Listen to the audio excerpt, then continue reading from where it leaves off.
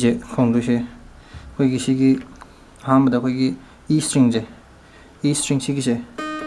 시기세 5th fret 다 콩도네바 시다 1, 2, 3, 4, 5 시기 5th fret 시다 nangi pinkiduno si nambiro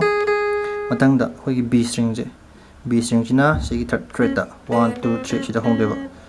sida ha mana 5th fret lare E dana B dana 3rd fret da ko matangda sigi hongdeba nangi 3rd string G string je sina 2nd fret da ko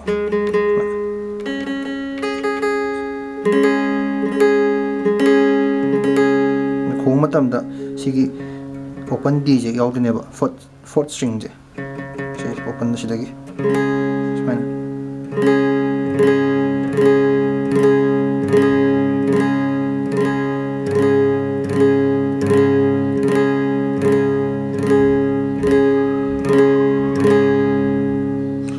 sige mathangda D sus4 la ani ko sige pinky sige mohtane nangi ring finger sina 3rd fret da biro sige sida 3rd fret ni ko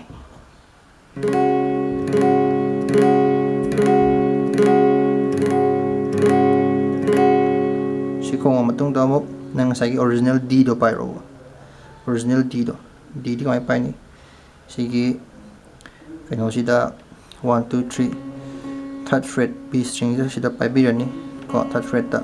nangi pointer finger do na nangi 1 2 2nd fret ki E G string da pai bi ni 3rd string ko matang da na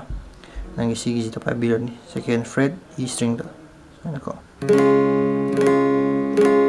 D do ni ko matang da D sus to nangi sige P pai ri bo che 사독 de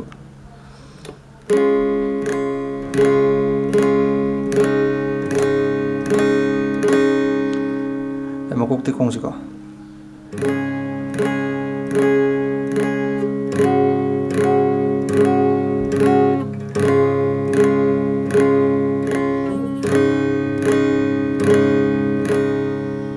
시무카다 무거 난기 사이 디동 빠르네바 심동 땡땡땡 사이 낙도네바 사도 모동다 능 사이 디동 빠르니 아무튼 거 당다 디서스 폴 빠르니 ko matang sa mo kokte mo lakte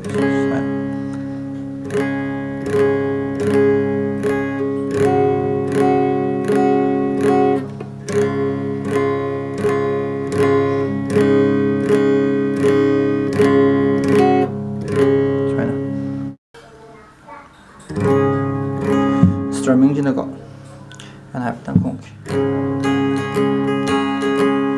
strumming je down up up down up up down down up up down up up down down up up down up up down and this has to the go down up up down up up down down up up down up up down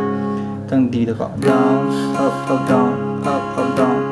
down up up down up up down and this has to down up up down up up down down up up down up up down